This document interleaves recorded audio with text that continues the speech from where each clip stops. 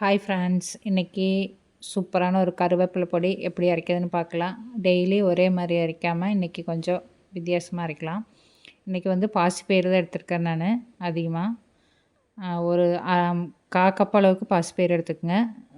1 spoon உளுந்து, கருப்பு உளுந்து, 1 ஸ்பூன் வெள்ளை உளுந்து, 1 ஸ்பூன் துவரம்பருப்பு, 1/2 ஸ்பூன் வந்து கடலைப்பருப்பு, பொரிகடலை. இதை வந்து நம்ம சிம்மில் வச்சு வறுத்தெடுத்துக்கலாம். இப்போ பாருங்கள், கொஞ்சம் லைட்டாக கலர் மாற ஆரம்பிச்சிருச்சு.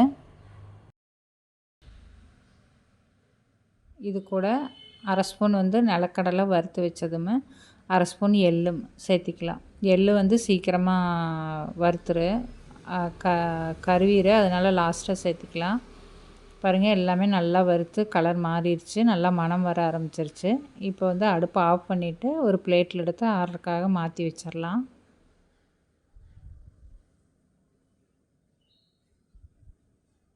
பாருங்கள், இது அப்படியே ஆறிட்டுருக்கிட்டு அதுக்குள்ளேயே நம்ம ஒரு 3 மிளகா, காஞ்ச மிளகா எடுத்துருக்கேன். கொஞ்சம் குருமிளகு, கொஞ்சம் ஜீரகம், 2 1/2 ஸ்பூன் எடுத்துக்கோங்க. மிளகா வந்து ரொம்ப காரமாக இருக்கிறதுனால 3 மட்டும் தான் ஆட் பண்ணிக்கிறேன். நீங்கள் உங்களுக்கு காரம் எவ்வளோ வேணுமோ அவ்வளோ போட்டுக்கலாம். பாருங்கள், இதுவும் நல்லா பொரிஞ்சிருச்சு. இதே அது கூடவே ஆறுறது கூட அப்படியே அதே இது கூடவே சேர்த்து வச்சிடலாம். அப்படியே இது ஆறிட்டுருக்கிட்டு நம்ம இப்போ 2 கைப்பிடி அளவுக்கு கருவேப்பிலை எடுத்துக்கலாம். இதை அப்படியே வறுத்துக்கலாம். அதையும் சிம்லேயே வச்சு வறுத்துக்குங்க. கருவேப்பிலை வந்து நிறைய சத்தெல்லாம் இருக்குது. தாளிக்கும் போது எடுத்து பொறிக்க வைக்காதீங்க, எல்லோரும் அதை சாப்பிடுங்க. டெய்லி நம்ம யூஸ் பண்ணிக்கிட்டு தான் இருக்கோம், ஆனால் அந்த சத்து நம்மளுக்கு வந்து சேர்றதே இல்லை. பாருங்கள், கலர் மாதிரி அப்படியே நல்லா பொரியிற மாதிரி ஆயிடுச்சு. அப்போ அடுப்பு ஆஃப் பண்ணிவிட்டு இதையும் ஆற வச்சிடலாம்.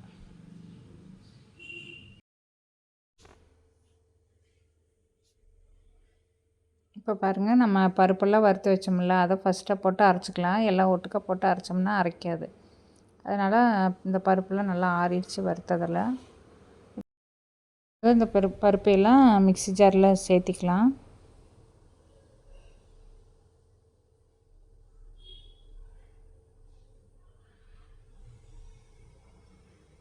இப்போ வந்து நம்ம உப்பு சேர்த்திட்டு கொஞ்சம் பெருங்காயம் சேர்த்திட்டு மணத்துக்காக இப்போ அப்படியே நல்லா பொடியாக அரைச்சி எடுத்துக்கலாம்.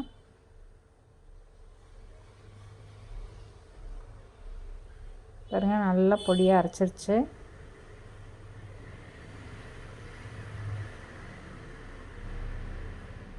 இப்போ வந்து நம்ம கருவேப்பிலை சேர்த்திக்கலாம்.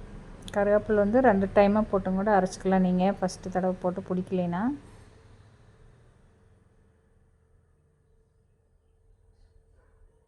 அப்போ தான் நல்லா பவுட்ரு மாதிரி கிடைக்கும்.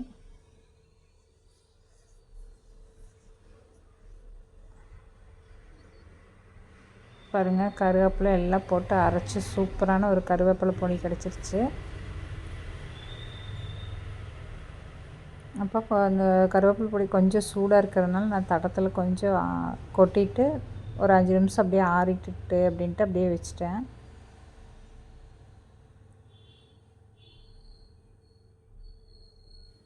இப்போ பாருங்கள், நான் ஒரு கண்ணாடி பாட்டிலில் போட்டு அப்படியே எடுத்து வச்சிட்டேன்.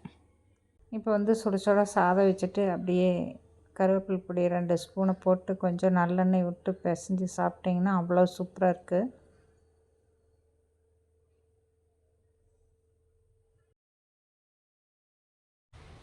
பாருங்கள், அவ்வளோ சூப்பராக இருந்தது. அப்படியே பிசைஞ்சு சாப்பிட்டு. இந்த வீடியோ பிடிச்சிருந்ததுன்னா வீடியோக்கு ஒரு லைக் கொடுங்க. தேங்க்யூ ஃபார் வாட்சிங்.